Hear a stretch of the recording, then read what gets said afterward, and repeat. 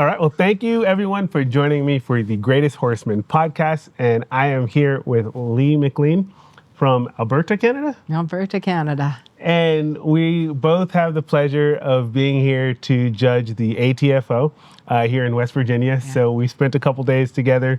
We just finished up a couple of classes judging at the ATFO. But Lee has been so kind enough to sit down and to share a little bit. And we're just going to have a little bit of conversation and talk about horses and talk a little bit about life. Does that sound good? It sounds good. You know that I like talking after you've been ferrying me all over the country for the last couple of days. And thank you for that. Well, it's all been good conversation, fun conversation. Yeah. Tell me a little bit. I want to start with kind of like where you started with horses. Like, what's the beginning of your relationship with horses? Where did that start? I don't know, Noah. I don't know. Long before I knew anything about horses, I was a little afraid of horses. I was small. I just knew that I had to be thinking about them all the time. My room was full of horse books, horse pictures. I drew pictures of horses, and I knew nothing about them. My mother, in particular, was hoping very much to not have horsey daughters. And so both of her daughters were not ladylike. We were very horsey. We had this wonderful opportunity of growing up in a very, very remote spot in the central area of British Columbia. That is our most western province in Canada. Okay. And at the time, the house that we lived in didn't have running water. It did have power, so that was a little sketchy in that way. But there was nothing to do besides ride. And so I always joke that we grew up as feral children. Because, and can you imagine as a parent putting you through this? We would leave in the morning after we were force-fed our porridge, and we would be gone. We rode bareback so we wouldn't get hung up. And we would be gone until darkness fell at night. Now, this was bear country and cougars, mountain lions. Wow. Like, we had lots of misadventures. I learned a lot of bad habits that has taken me the rest of my lifetime to get rid of. But it was such a beautiful, pure way of growing up. We learned problem solving and just to love horses, trust our guts, our instincts.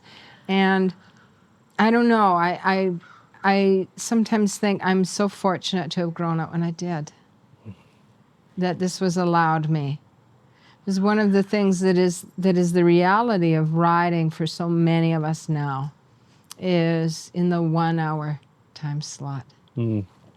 And for someone who has such a hankering to learn, if you are that dry sponge that is soaking up everything that you can find, and you probably were, I know I still am. Sure. That 1 hour a week is thin gruel. It doesn't feed your soul. And it's certainly hard for our horses who, I mean, statistics tell us that a horse in a large grazing area, okay, so maybe a 200 and some odd acre pasture, they're telling us those horses might walk 30 to 50 miles a day, looking at stuff, rolling, eating grass. And that's what nature has programmed them for wellness. So how do we do our best to replicate that somehow? I mean, spending a lot of time with our horses, getting them out of their pen, going even for walks. Like, I'm discovering that lately. If I need more exercise, I shouldn't be going on a treadmill or go to the gym. Go halter a horse who needs to build some relationship. Go for a walk, you know? Like, I'm starting to get a little smarter about that as I get older, but it's slow going. I love that, you know, the idea of really being intentional about spending time with your horses. It sounds like, you know, when you guys were kids, you know, you spent a lot of time with your horses. Tell me a little bit more detail about what some of those day journeys would look like, or some of the experiences that you had. Well, I was a bad child. I hate to get into it, but this empathy that I professed to have with horses was not always uppermost in my mind. And I did things like I wanted to ride my pony across a beaver dam that went on for half a mile. And if the pony had fallen through those little woman sticks, we would have died and got skewered or drowned or something. And the pony was so good, so smart. I had this little black Shetland pony. She said, "No, Lee, that's a dumb idea." And I was like, "No, we got to do it." And we'd have these colossal battles, and I'd make her go. And I made her run with me down the road towards town, and she fell on me. Like, I was just an awful child. But with everything that pony taught me, and I want to say, Flicka, I'm still sorry, you know. That's a horseman's journey. Sure. Right? Yes. Stuff that you wish you had a do-over button. Yep. Or is it just me? No. So it was a beautiful way to grow up, but we actually were undisciplined, unschooled, and yeah, our beautiful saintly ponies, I hope they're in a really good place right now, because they served us very well. Absolutely. Yeah. So now you do, so tell me a little bit about your childhood, kind of with horses, but what do you do now, primarily with What horses? I do now is the result of a lifetime of loving horses, spending money on horses, getting hurt with horses, getting back up again. At age 14, I kind of left school, and I became a working student for a German dressage teacher who did not speak very much English. I spoke no German. And when I write now, when I teach now, so much of what I'm passing on to other people is her voice in my ear. She also happened to be a survivor of horrific war crimes in Germany in the Second World War. Wow. At a time when I am now realizing there was no help for those people. She was very abusive to me. And I've taken a long time to get over that, because I'm learning I do not want to be that damaged horse person who passes that burden along. And by golly, Noah, that is so easy to do. You want to be thought of as that person that always uplifts people and brings them along. But if you were taught by people who had damage or unresolved issues themselves, very often. And so she taught me so much. She taught me so much. And at a time when she had finally arranged to wash her hands of me, she had me a position to go ride with a 9-door school in Germany, which is very prestigious, usually men only. I went, no, I'm not going to do that. I'm tired of being told what to do. And so I went and found my cowboy and married him. And I was still a teenager, I was young. So that was a different horsemanship that came into my life. And all that trundled along, doing things, helping with cows, raising children, being a 4-H leader and a mom and everything. And I'd just ridden a side saddle race. I was 42 years old. We'd weaned calves in really cold weather for about a week or 10 days on horseback. I could not lift my arms, and I couldn't pull my boots on or buckle my spurs. I could hardly get on my horse. Everybody was teasing me for being out of shape. And I kind of shook it off. And long and the short of it is I was having a stroke. Oh, my goodness. And it was a serious one. Okay. When I was let go out of the hospital and just told to go home. I spent my days alone, and I got in a really dark place because I could not focus my eyes. I could not close my mouth. I drooled. I could not swallow. And I was boo-hooing to my husband, Mike. I was I was out of tools. I was out of bullets, as they said. And I didn't know what to do. And he said, well, if this is your life now, why don't you go really gung-ho with something that always fired you up? He was smart. And he said, what would that be? And I said, I want to do horses. I just want to do horses. I want to make my living with horses, and I want to be making horses that will serve ordinary people really well. And so he said, I don't think he knew what this was going to entail. He said, oh, that's a good idea. You go do that then. And I'm over 60 now, and that's all I've done since. And there's been some good horses. There's been some that I'm very sorry about that I haven't done the best for, a few. But they were part of my learning. And we learn at their expense, right? that is so sad and stark and true. And anybody who says that they haven't done anything that they really regret and that keeps them awake, it's always at like 3 o'clock in the morning. Yep. You know? Yep. Right? Sure. Has either, I don't know, they've somehow escaped the horse that makes that come to them, or the client or the person, or sometimes we just don't feel well or something. And it's a hard lifestyle because you press yourself on. Right. It's got huge rewards. But I've had to keep growing up Sure. in order to do it, Yeah. which is a surprise in an old lady. Well, and we can't dwell on the past. We have to learn and move on, and we have to make sure that it sounds so dramatic, but that their sacrifice isn't for naught, right? Like That's 100%. that we really move forward, and that we're able to take those lessons and do so much, Not so much keep better. doing that same thing over again, right? Yeah. No, I can distinctly remember being a young man about 3 horses that were good horses, and I ruined them. Ruined them. Yeah. 3 horses I can think of in particular when I was younger. And just to have the opportunity to work with 3 horses, and I thought I was doing right by them, Yeah. but I wasn't. Yeah, I know. And they inform who I am today and how I Yes, work with horses. yes. And I think of those horses So you all the thank time. them. Just like you said, you can't help. Yeah. But So I wish I knew there's this. a thing that I have noticed about the horse people that I really admire. There is this humility that's like seeping out of their very pores. And I think it's the people that have come to terms with what horses have taught them and went, okay, that was a tough lesson, but I'm going to do better. I'm going to try to do better.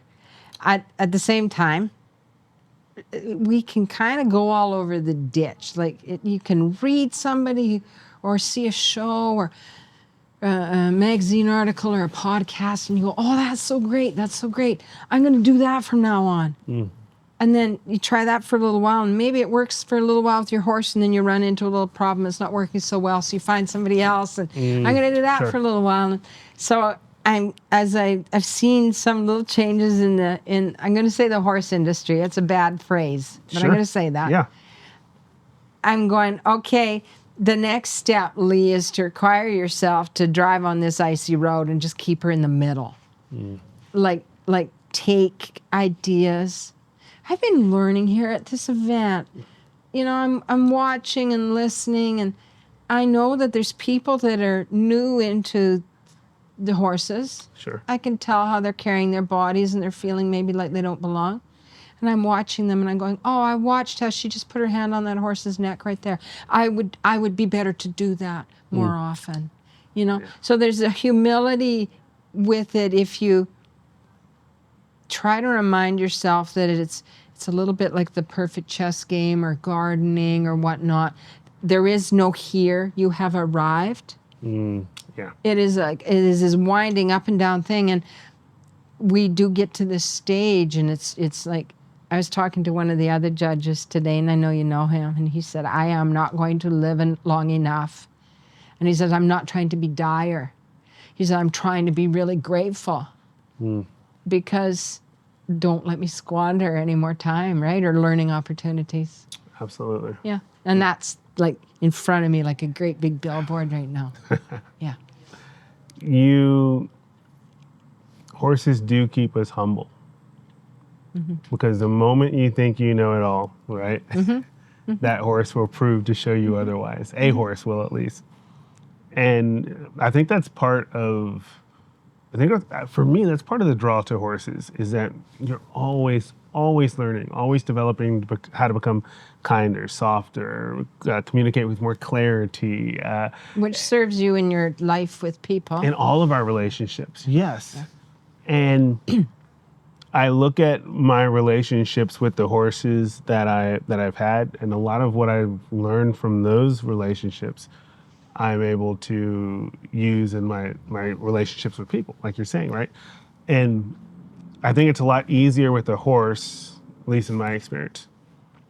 It's a lot easier to say I was wrong with a horse, maybe because the horse doesn't talk back or say I told you so, I don't know, than it is with people, right? And it's so powerful.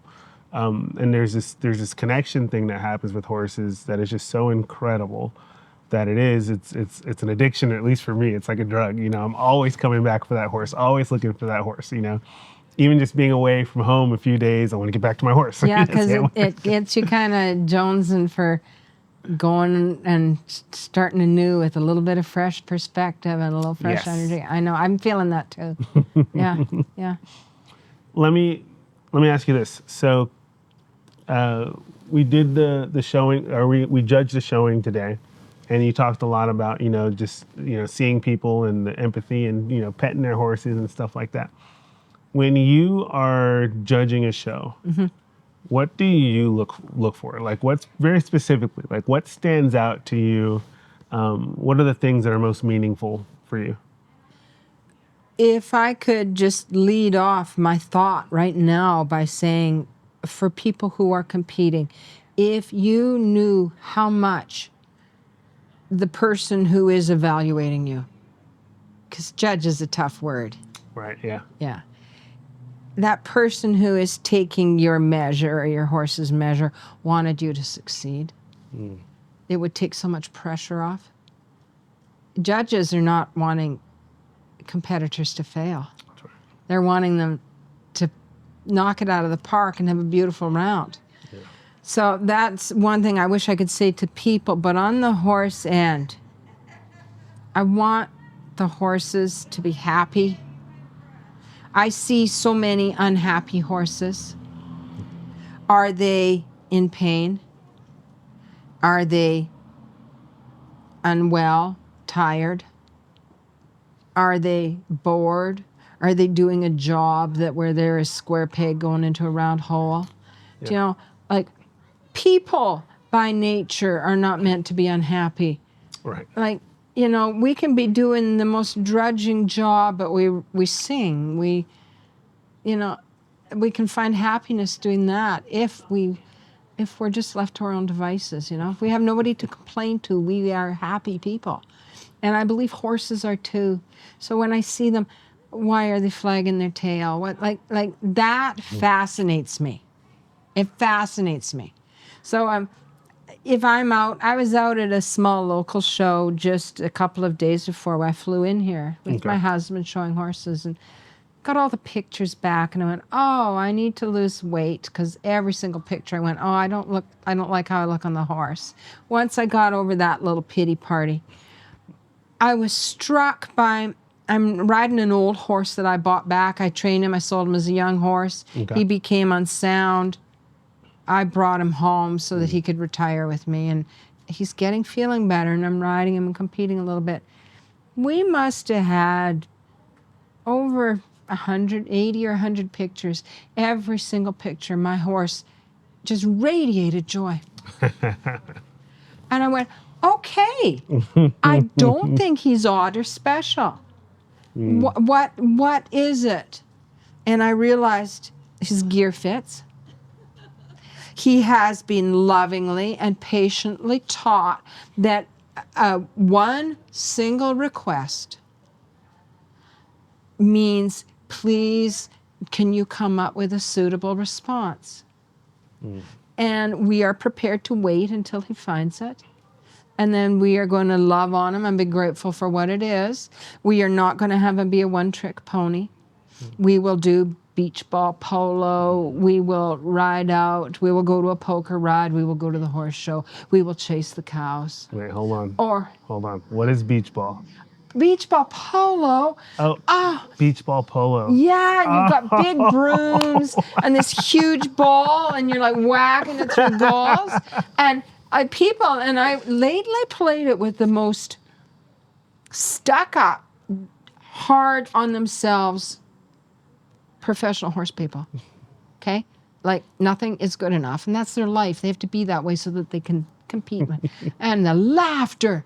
And I was like, okay, we take ourselves so seriously. But to allow our horses to experience different life events, to learn what we expect of them, to know that when we ask her that beautiful soft feel, when he goes, okay, aye, aye, you know that moment when he goes, aye, aye, and you said, yes. are you going to trust me right now? And he goes, yeah, yeah. To stop with the ask just for a second, just that brief moment, go, oh, thanks. Yeah, let's go and do the stuff together. It is so simple what they require. And while some are a little more sophisticated or demanding, or you got to be a little farther along your road of knowledge to deal with, it's funny. They have very simple needs to be happy. They want friendship, both with the people. And I've noticed, Noah, that some of the most difficult, troubled horses that come to me have trouble with other horses. They're almost like bullied kids at school. And I watch that. You're right, yeah. I watch that and I go, oh, there's a problem there. The other kids don't like you. And so you are never allowed to relax because you've either got to posture and be tough or you're running. And I'm like, so very often now I'm going, all I need to do to change that horse is to get him one trustworthy, safe buddy. It's generally a horse that I really rely on myself. Interesting, yeah. So he's got a captain. And then it's like peer pressure, right? We know our kids have it in school.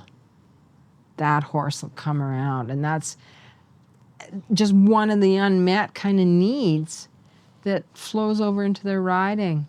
I love Maybe that. it's their feed is too much, causing too much energy for what their job is, We don't always need to eat high-test food all the time. Sure. Just simple things. Yeah. Problem solving, and very often that's what I want my horses to be. I want my horses to be uncomplicated Okay. and happy. Uncomplicated and happy. I love that. So your horse that you got back, what's his name? His name is T. T. His registered name is Ain't Much Trouble.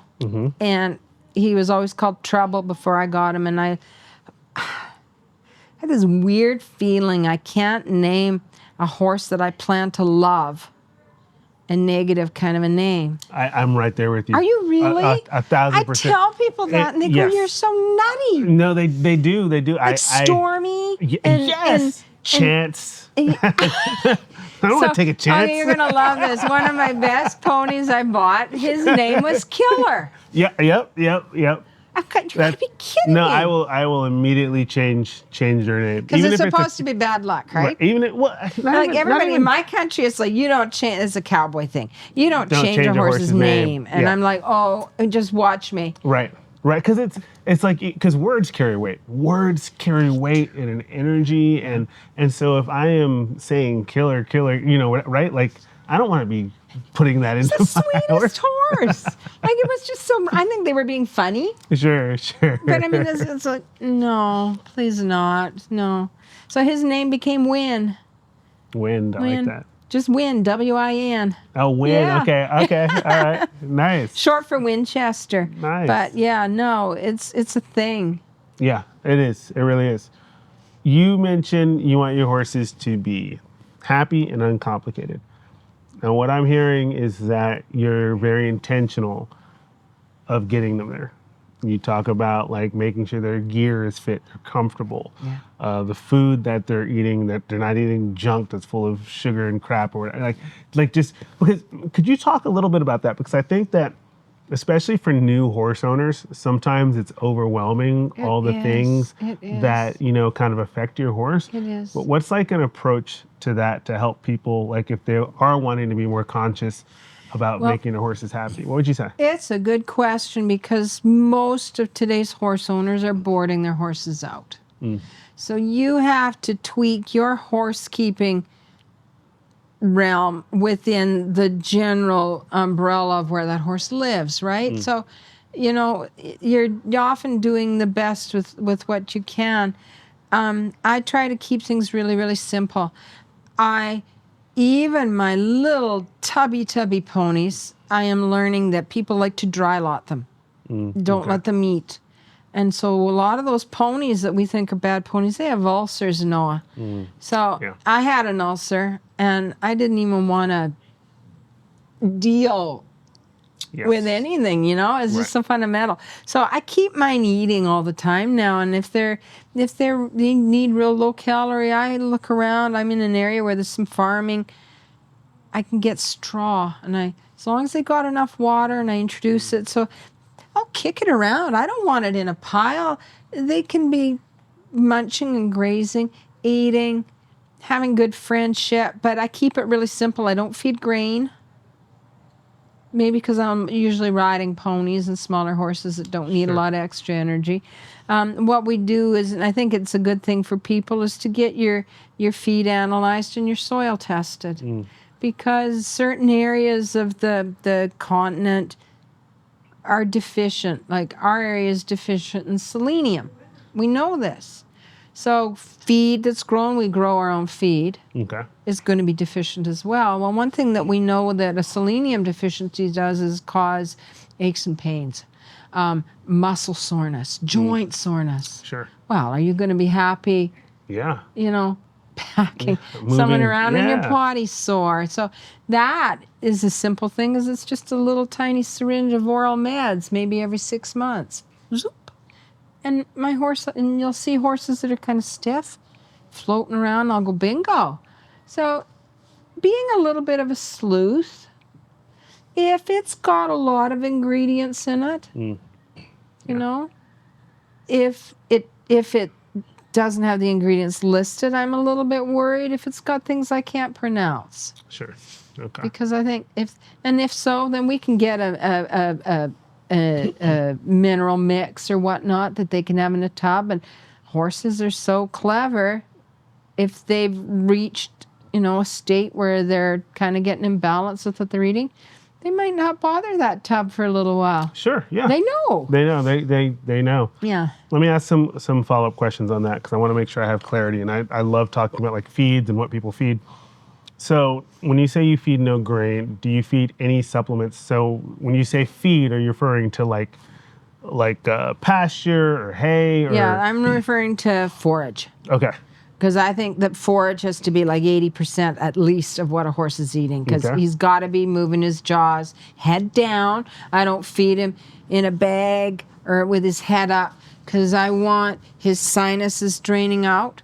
And I also want that top line always being stretched, right? Like just trying to, I'm not coming up with anything. I'm doing my best to try to steal little ideas from nature. Sure. But better. I don't want my horses, because a lot of horses running wild, it seems like a utopia, and they got troubles too. But I'm deworming my horses less often. Okay. How often are you deworming? When they need it. When they need it. Okay. How do you determine that? Well, they either get a testing, fecal testing. Okay. Or I have like a witch doctor in my village. I won't say her name because she'll be cross at me. She is really big on hair testing. With the tails, she'll pull maybe 8 or 10 hairs out of a horse's tail. Okay. If that horse does not carrying a parasite load, you can't break those. You could haul a truck with that tail hair. It is so strong, you can't break it. Wow. And if he's a little compromised, that hair's brittle. So you'll see those little brittle hairs, at the top of the tail. You go, okay, there's a problem here. So you start paying attention. I thought that was just red-headed horses burning in the sun. I am learning I am wrong. Wow. Yeah. This is so fascinating. Yeah. And so it's apparently old knowledge. Sure. But we've forgotten it a little bit. But that old knowledge, Noah, We're learning it's all back to science. Isn't that That's so you fascinating. even talking about them eating from the ground. I had an uncle that would tell me that. No, don't feed them up. In a manger. This. Let them eat. And you're like, I develop want that feed clean. Develop their top line and develop stronger withers and all that. It's just interesting. And I'm not going to lie. When I was a kid, I was very dismissive. Of course, because we know it better. We're gonna do better than our parents, especially an old uncle. Right. I mean, every family. Now I'm the old guy, and I'm like, hey, feed your.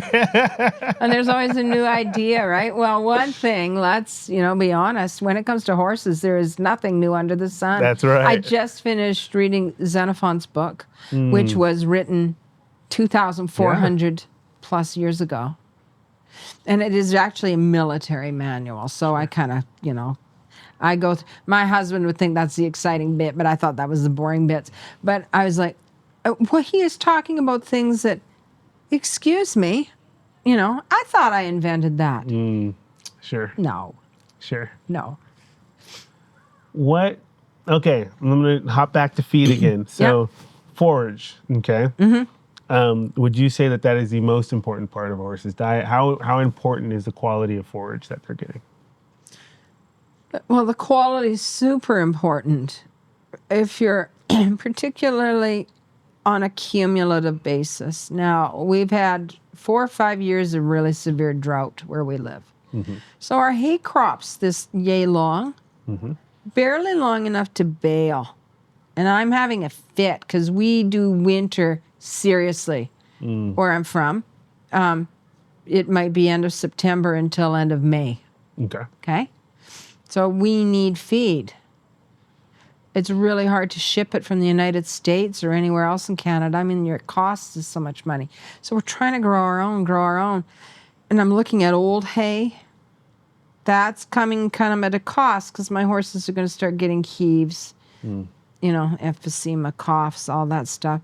Sure. Do I mix it with bagged feed? Do I mix it with straw? I mean, I played around with a lot because I do believe once that animal starts losing condition, we're very often shortening its lifespan, its usable lifespan, because there's certain areas of its body that just that have to feed the rest of the horse, the brain, lungs, everything else. And so keep the feed in front of them and have it good quality. If it needs soaking, then soak it.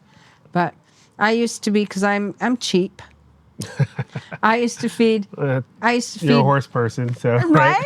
Okay, yeah, I saved $50 there, and I would try to feed that stuff, and that was a false economy because now I've got a horse that needs veterinary care or pulmonary meds, and it's like, okay, no. And you end up having to feed more of the cheap stuff. It's all of us. We are what we eat. Yes. Yes. You can't live on pumpkin spice latte. So when it comes to feed too, what I'm hearing is you have a very practical outlook, right? Like Try to. There isn't a cookie cutter solution. You have to, there's regional things you have to consider. Absolutely. You have to consider your specific and your horse's horses, job and workload, their right? breed even, all those things play a factor. But there are certain things, majority forage, letting them eat all day. I'm a big believer in that. It almost eliminates, as long as it's it eliminates colic. You get all these colicky horses. I know. And people are wondering, well, they're designed to eat all day. I know. Not a flake in the morning and a flake at night and a big tub load of grain.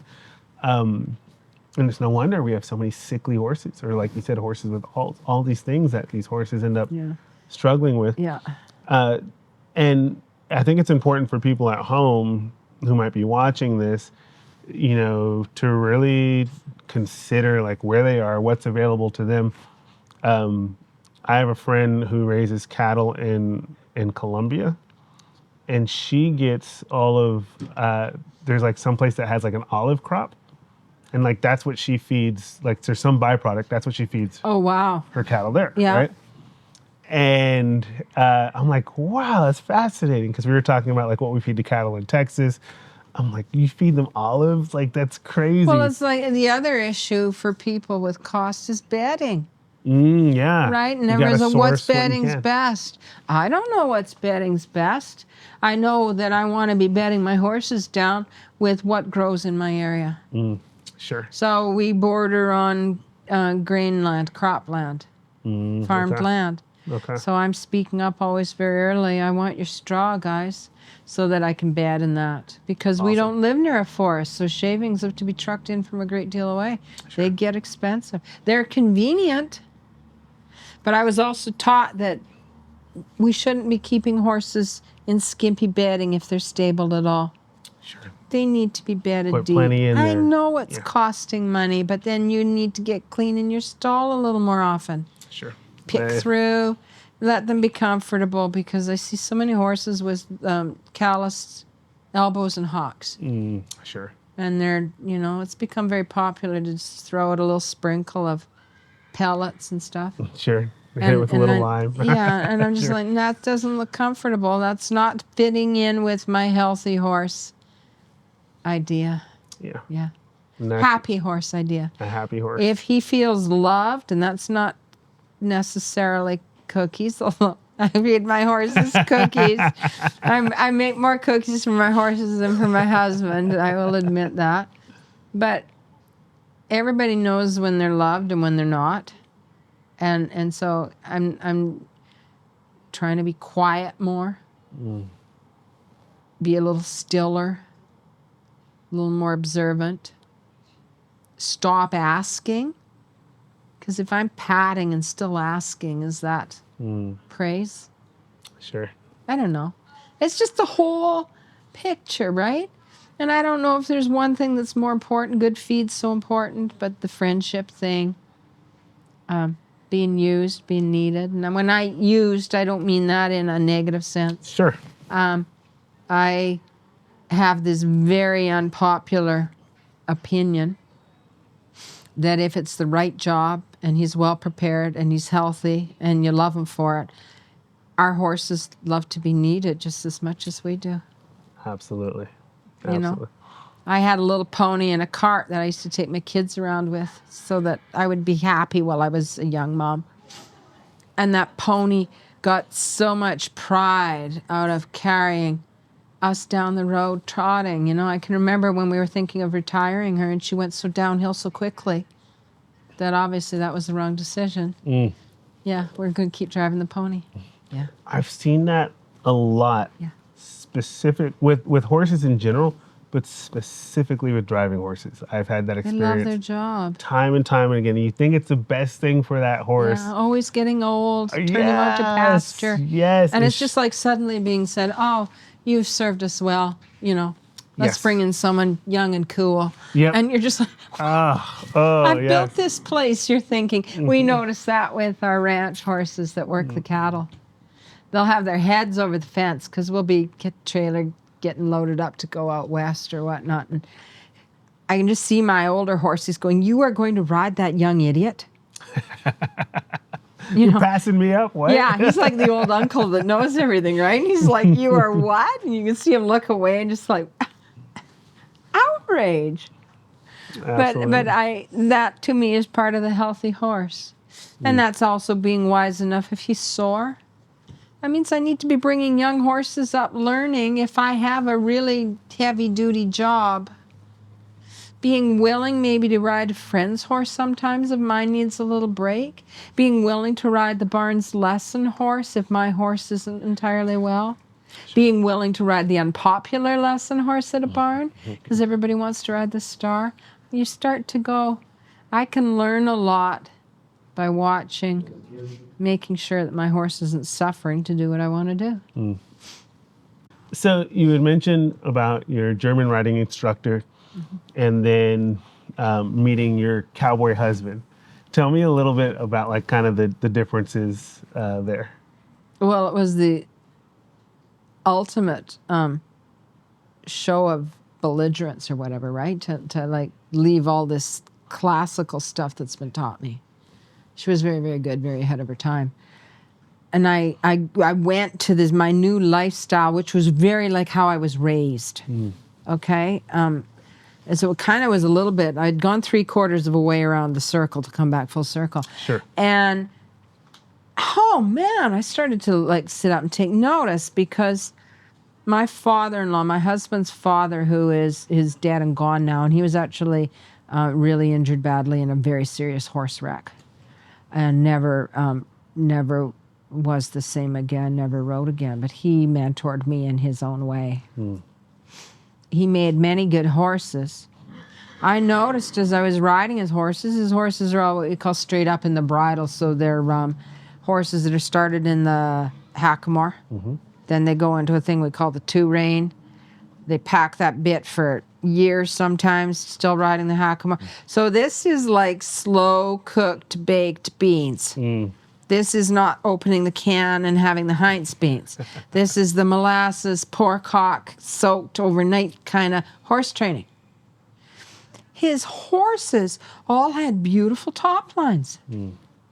But they weren't, they could go ahead of vertical on a loose rein and do a beautiful long swingy trot. But when he sat down and sort of picked them up a little bit, they folded underneath. They started to look like the dressage horses we were trying to do. And I had this stop the bus aha moment because I went, oh no, good horses trained correctly by patient people are good horses anywhere. So the neck rein, we don't neck rein them sideways. We just kind of gather them a little bit with that outside rein. We're riding with our legs. I was like, oh. And that's when I felt like I'd come home because I went, okay, the good, happy, useful, athletic to the best of his ability horse that is an absolute joy to ride. And that would be the T horse that came back to me that had all the happy pictures. Okay? Yeah. So that is now my ideal. And that horse would be lovely, in a lower level dressage class. He would work really well in hunters. He'd do working equitation. And then going, okay, we're all the same village. We think we want different things. But we don't. We want happy horses, safe people. Sure. And we want that feeling that you said earlier that horses make us humble. Yes and no, because there is nothing like the feeling that you get when you are mounted on a good horse. You do feel like Alexander the Great. Do you know what I mean? There's a thing that just swells up inside you and it's like, hot damn, right? And so, yeah, and that's my guiding light. Right there. That's awesome. I'm going to kind of switch gears. You had mentioned one of our conversations when we were driving, you were talking about how like the horse industry is like 98%, 99% women. Yeah. What's with that? And what's with that? And I see that. I mean, it's true. Like you see that when there's not as many men in the horse industry. There just aren't. Tell me a little bit about that. You had some really, really interesting thoughts on that. Well, I see it happening in my lifetime. And I don't even know if it affects me personally. Okay. Because I'm walking my way and I've got men in my life who ride, who are good horsemen. But I see that it's swinging a little heavy to the female energy to women. And I'm a women's liber. I believe in women, but I really worry when we go really heavy to only women. I think sometimes certain horses suffer. I think it's hard for various people to learn in a women's only environment, whether it is women who struggle to be taught by other women or men who struggle to be taught by women. I worry hugely for today's boys because there is something noble about horsemanship that is requiring of us to become better people. So whether that's more empathy, learning to think about other people before yourselves, understanding and honoring a certain amount of tradition that comes between men and horses. It's not all shameful. Some of it's really beautiful. And I go, who is going to be mentoring today's young man? Because I think more than ever, boys and young men need somebody to look up to in that regard. And who's unless it's elsewhere in the world, in my realm of ranching, where there's a lot of ranchers and rodeo, there's a lot of men. But if I go to shows and clinics, seldom is there a man in attendance sometimes. And it's like, okay, we're at some sort of a fork in the road. Yeah. It feels like it to me. And I mean, you are still in the industry, showing what is possible with male spirit, But are there lots of people coming after you in your footsteps, or is it mostly women? It's a thing. It's interesting, and because there is, right? Like, there's guys that like horses, there's girls that like horses, and there are different approaches that come from both, because we're just different, right? I don't know that I want to use this term, but this is the only thing that comes to mind. Like, within horses and interacting with them, there is a masculine and feminine energy, if you will, right? Anybody who argues that needs to just think a little bit harder about that. There really is, and there's this balance of the nurturing, the care, but also the direction, the clarity, the boundaries. Just there's this balance, and I see people struggle with that all the time. Either they're so nurturing and caring that there's no direction. Right, they're throwing their reins out, and they're afraid to even ask their horse to go where they want them to go. It's a hard thing from a woman's point of view, because a lot of us, and I'm going to boldly speak for many women right now, a lot of us have somehow equated leadership and decision making with abuse, and we don't want to be like our abuser. We don't want to be like our abuser, so we're seeking for another way. And there is such a big middle ground. There's a really welcoming spot somewhere in the middle between wishy-washy, that old thing, if you don't stand for something, you're going to fall for anything. And then that thing where it's my way or the highway, and being a tyrant. So whether you grew up with a father who was that way, or had, got into life with a partner that was that way. And statistics, I think, are 3 in Canada right now, 3 out of every 8 women is living in abuse. Okay, so you're telling those women that they're equating step up and show him what you want with show him who's boss. And so there is a lot of works that some of us need to do upon ourselves if we're going to see our horsemanship. If we can find somebody who helps us in both aspects with life and our past issues and traumas with our horsemanship, that's a great thing. Not all teachers are equipped for that, and they're still fine teachers. But I see it, and the statistics are showing, I don't know if the U.S. would be a whole lot different than Canada. I can't imagine. We're pretty parallel. Right. But it's a sobering statistic that we just kind of seen with the government had issued, and it's like, whoa. Yeah. So that's what's recorded, right? I guess that's what they're that's what they're measuring. So that could be more. Yeah. So when we say, okay, for women, I want you to be a leader, and I want you to do this, I think for a lot of women, in their minds and their hearts, they're going, how can I be nurturing and loving and still be in charge of us both? And it's a thing. It's a challenge. And I mean, it's one of the best ways that makes us grow as people. Sure. And as men, there's kind of that juxtaposition where for men, it's like, how am I supposed to be like nurturing and loving, and I'm not going to baby this horse or this, where, I'm supposed to be giving leadership and direction and clarity. And there's that balance that is so... This is such a hard time in history to be a man, because I'm not even too sure what you're supposed to think or do. I don't know. I think we have it pretty easy. Well, to be honest, we don't have a thing to complain about. Well, that could be all of us, right? Yeah. It's a hard thing. But I mean, for all of us, whether we're male or female, we have this balance that we're always trying to achieve. And different horses, just when you think you've got her, nailed. Different horses require differences from us. Absolutely. Or different situations. Like Yes. today, this was a hard environment for a lot of these horses that are just learning how to exist in society that we expect. Yeah. And Absolutely. some rose to the occasion and others went, hey, whoa, I need a little more time. Sure. Yeah. Sure. Which is okay, right? We got to It's give them okay. the time they need. Yeah. I think you had mentioned earlier that most of your mentors were men, correct? Is that right? Except for this dressage Except for the teacher, the German dressage teacher. Okay.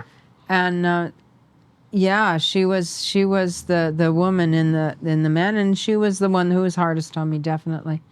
Why do you think that was? And how was she hard on you? Well, she was physically and mentally abusive. Okay. Yeah. Which is one of the reasons I dropped out of her program and didn't go to Germany. But I think I had good men in my mentorship, and I still ride. I ride with a fellow right now. Vance, if you're listening, thank you. He took me under his wing when I first had my stroke. And I was scared to ride. I didn't have my license. I really needed someone who was super practical. He's a cowboy. He's a working cow horse guy. So he'll go, oh, there. It's too bad you're sad and afraid. Now let's go riding. Like, it's like, it's kind of, sort of bracing. But I didn't have my license. I loaded my horse up. I went down this winter highway. He wasn't the greatest horse, and I halted my first lesson with him. I had vertigo so badly that if the horse went any faster than barely moving, I just started to lean, Yeah. And he says, see you next week. And sometimes I'd do things, and he wouldn't say much. He goes, how's that working for you and everything? And I needed that kind of real matter-of-fact teaching. But the teacher that I had that was hard on me, the dressage teacher, she made me realize that we are all individuals, our history, women aren't all soft and nurturing. Sure. And, sure. and it was good for me, this balance, in a way. But it made me very aware, Noah, we can't select what we're going to hire people about. So I can't say, I love you, but I don't love you. I can't say I want to be really great with horses and dogs, but I don't get along with people. And that is a tendency for me. So my next step with my horsemanship, because I saw her as an extremely accomplished rider, she provided team horses for your country and my country for dressage. This wasn't just, Sure. she knew her stuff, but she was so damaging to be around as her student. And I see that sometimes with people who are barn help or whatnot, with people who are really celebrated or whatnot. Sure. And I'm going, we can't be one person in public and then somebody else behind closed doors. Right, yeah. We have to pay our workers fair wages. Why do we put up with that too? Because this is what you're expressing is not like it's commonplace, unfortunately. It is. You see, and so how can you be at the highest realm of your calling, which if you're professional, I'm going to say is horsemanship, Sure. and fall short in those other areas? How can your family not be speaking to you and your help move constantly around? Right. How can you be selling horses without going, this horse is wired a little differently. I don't think he'll work for you. But I'm sure there's somebody that he might, or maybe not. Maybe he has to stay with me forever and ever, amen. Sure. But I'm so aware that good horsemanship should require of us to be better people. That's where I really have to work, because it's all not of my us, talent. Yeah, all of us, you and me both, and I'm a big believer in that. You can tell from your interactions with people what kind of horseman they are. You can just tell. You can get a sense of how that person's going to respect or disrespect. Might not necessarily be the person with the most likes, in 100%. That's the right. social, and that's a surprise to me too, probably to you too. The weight that social media brings. It is not a surprise to me. I It is can't tell not. you how many, well-known trainers that I see who say the right stuff, and they are asses to people in their life, Okay. and and the people that they work with, and those are the ones that go behind barns and they're beating the crap out of Yeah. horses. And it's still there, isn't it? So it doesn't surprise me, but what surprises me more than that is how we put up with that, right? And so why do we? why do we? Why do we? Like, why? We all want to be better horse people. I don't know a single person who wants to be a worse one, Right. right? We all want to Absolutely. be better. Why do we put up with it? Yeah. Why do we buy their horses? Why do we go and fly great distances to buy the tickets to cheer them on in the Coliseums? Right. Why do we? I don't know. It's a mystery. Yeah, it's a mystery. And so my horsemanship requires me to do a fair bit of soul searching. Yeah. I'm learning to go, what's my gut saying? The feeling that you have inside you is as important as sometimes what your brain is telling you. And the only times I really, really, really regretted things, the night before I went and did it, and my gut's going, no, Lee, no, are you sure? No. And I'm like, Yeah. Sort of a hold my beer attitude. And then it's always a kerfuffle. Lee, going back to, so most of your mentors were men. Most of my mentors were women. I've had two men mentors. I've had a lot of mentors. I've been very, very blessed. Yes. Very, very blessed. But most of my mentors are women, and even till this day. And I strongly believe this. It might be an unpopular opinion, but women are better horsemen. I know that you might disagree with me. There's a lot. No, but I want to. Can you say that louder for the people in the back? Because I come from a very male world. So, Women right? make the best horsemen. They make the best farriers. In my experience, they make the best veterinarians. Just across the board, I'm just seeing this consistency, and I don't know. There's some things that seem pretty obvious to me as to why I think that women tend to be more empathetic.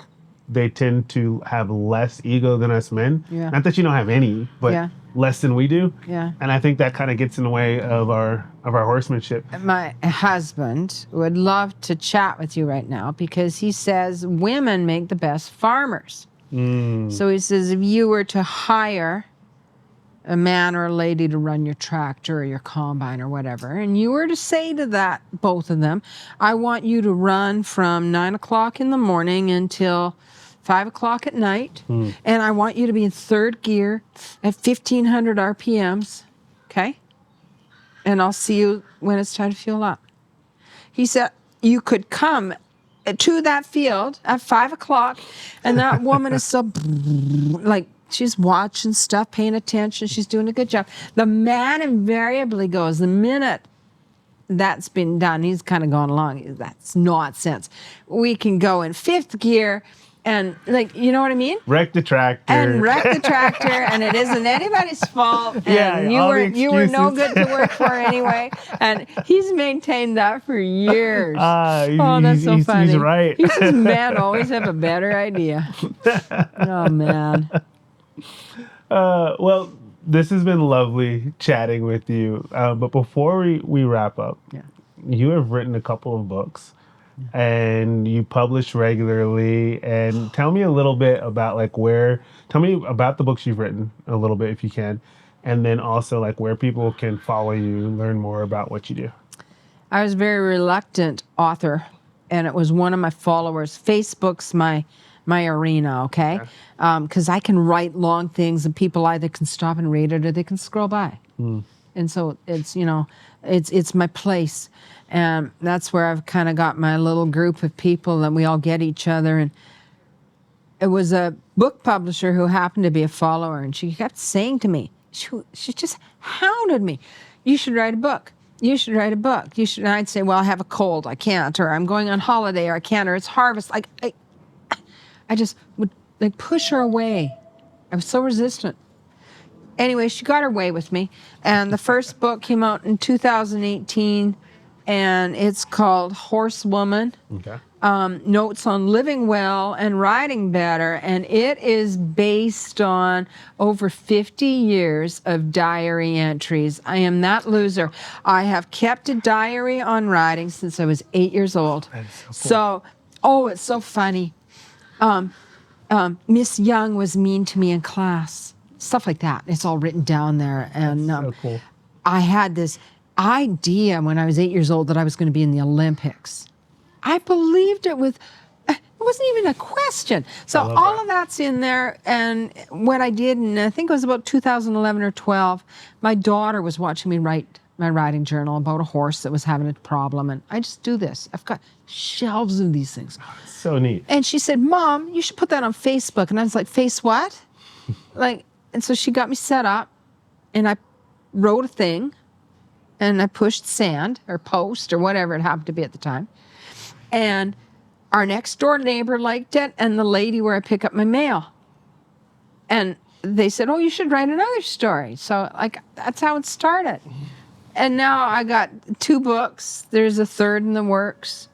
There's people that came here today that drove from Ohio and to meet me, and so cool. That's so sweet when you are uplifted by people who want only the best for you.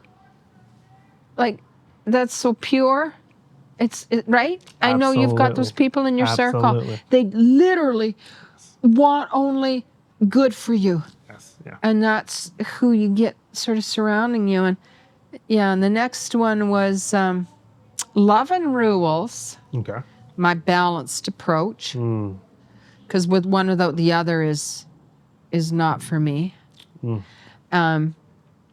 Love and Rules, life lessons learned with horses. And it is all of the happy, hard, embarrassing, demoralizing, very truthful things that my horses have and are continuing to teach me. Oh, that's so cool. Yeah. So cool. And then where can people follow you online? So I got other social media accounts, but I never see them. I never look at them because my hair is never done, so I can't do Instagram. I've got bad fingernails, no Instagram. So it's Facebook. It's Keystone Equine. Okay. And and it's all around. I've got no favorite discipline. I will ride and drive any kind of horse, do anything, cheer anyone on. And it's warts and all. So if I have a bad day, if I break my ribs, that's on social media. And I tell you why I was a bonehead and got into trouble with the horse. So it's a learning page. I love it. But that's about it. And my books are available on my publisher's website, but also just for ease on Amazon. Okay. Lee McLean, LeeMclean, and you can find them. Yeah. Thanks for letting me toot my horn. Oh, please. Absolutely. Absolutely. All right. So let me shift gears here a little bit. We're here at the ATFO, the Appalachian Trainer Face-Off. They care about how that's said, right? Yeah, they do. Appalachia. Yeah. Appalachian Trainer Face-Off. Tell me a little bit about what your experience has been like here. This is your first year judging. What was it? What you expect? Tell me what you've gone through here. Well, the first thing is don't go to anything with expectations, right? Or you're going to be surprised. I said no. When the organizer asked me last year, I said, I think I'm busy. It was a bit like publishing a book. I am so tentative to try anything new. It's shameful. She said, no, it's really great people, and it's a really great cause, and you're really going to love it. I was like, well, someday maybe. I kind of put her off, like mothers do. And I was welcomed at the airport by one of the volunteers. You have driven me around people have been so friendly, so genuine, so the horses themselves. Like, how do I even put into words these horses? They come from all manner. Some of them you can see when they walk in, they were well bred. Somebody had great expectations. So they've kind of, like people, they've taken this wrong turn somewhere. Sure. Yeah. And others, I mean, like, you're like, oh, sweetie, you know, you just, I would walk by that horse. I think in my life, they come in here and they're doing the most beautiful work. So some of these people are really experienced trainers. And I love what they're doing, that they're paying it forward by doing this. Sure. And some of them are going, I wonder if I could get involved and help one of these horses, because there's a division for everybody. Yeah. Yeah. And the climate of encouraging, like, where else could you be showing a trail horse class and you're invited to dismount, show your horse that obstacle on foot, Right. because the goal is that he leaves that ring feeling like he can do. And I've been blown away, Noah. The horses, this is such a beautiful Heart of Phoenix rescue organization, which I had not heard about because I'm from the, other end of the continent, does such good work to give these horses skills that they've been lacking, health that they've been lacking, finding them their people. I mean, whoa. It's just a really powerful thing to be a part of. It is. I agree with you 100%. This is my second year, so I was excited to come back, and what I love is a sense of community here. Yeah. And again, like there's people firing up their barbecues right now, you know, and like they're riding around, and dogs are like begging, sausages from different motorhomes. Absolutely. The horses are all happy, so we've got people here hand walking horses, like just strolling around, like. And pretty neat, I'm right? seeing happy horses. I'm not seeing too many unhappy horses. Yes, which is really great. And when the organizer said to me, the judges have all been here before and they're coming back. Well, that's a pretty good sign, right? Sure. You're not going to keep coming back if you're unhappy, seeing things you don't like, feeling unappreciated. Sure. Yeah. Absolutely. Yeah. And to have a show environment that's focused on setting that horse up to do well, being adoptable, right? Yeah. Setting them up so that they're going to have the most hopefully successful future with whoever they end up partnering with. That's pretty powerful. It's pretty special. It's powerful. And there's horses here that are going to be affordable by ordinary people. I am now in the realization that if I did not train horses and have horses to ride, I am not sure I could afford horses. It's kind of that way. And so these horses have adoption fees, and then people are screened as best their ability. They want to know this horse's story in the future. Not all rescues are created equally, I think, but I'm really happy to be aligned with this one, I think. Absolutely. It's pretty cool too. I am a huge proponent of rescue horses. Like, if you're gonna go buy a horse, go get your rescue horse. Most people don't need the top of the line, well-bred horse. Your average horse owner will do just fine. See, well, I'm a little late to that game. I'm a snob. Let's just call it a spade a spade. But I mean, I'm not an athlete. Why do I think I need a thoroughbred with 200 years or 400 years of racehorse breeding behind it? Sure. Why do I think I need a 3-year-old athlete with fast twitch muscles that can cut cattle faster than the camera can keep up? Because I'm not that person.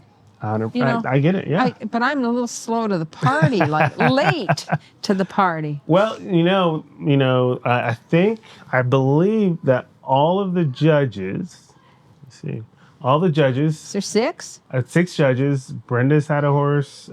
Justin's had a horse. Carl's had a horse. Who else am I missing? Who else am I missing? Michael. Michael's had a horse. I have a horse now. So it's just one more judge. I am under oath. No trailer here. But I mean, I've been looking and I go, oh, you'd look good. You'd look good moving cows. Yeah. It took me a year, so you know. Okay, so yeah, don't pressure me too much. But yeah, no, I see some very nice horses here. There's a Hanoverian mare here. Yes. The one that we used in the thing. She's exquisite. Yeah. And very sane. Yes, well-minded. Yeah, she's got it going on. And there's like the little paint horse, and he's so cool. Oh, yes, the caliber. Yeah. I know, and Oh, some what of a those handsome little guy. sorrel guys, they go sauntering out like what you got in this trail class, and I'm like, you are so wise and brave. Yeah. The little sorrel colt. Is that what you're talking about? Which one? Yeah, there's some almost ponies. Yes. And they're sorrels. Yep. They kind of have a little Roman nose. Yeah, but they're just like they're he kind of stuck like out the to old me guy too, on the main street with his hands in his pockets, and he has seen everything. And I'm like, oh man, that's what a family needs. Sure. Because you're not going to get hurt on him. Yeah. And he loves his job. They're going along with their little ears up, and they're just like, yeah, they got it going on. It's been so much fun. Oh, it is. And so if you're at home watching and you are looking for a horse, now you have to fill out an application, you get screened, make sure that you're an That's pretty tight, yeah. acceptable home. But I would encourage you, reach out to Heart of Phoenix. You're going to be saving horses that are coming from all types. I mean, it is insane, some of the experiences that these horses are coming back from.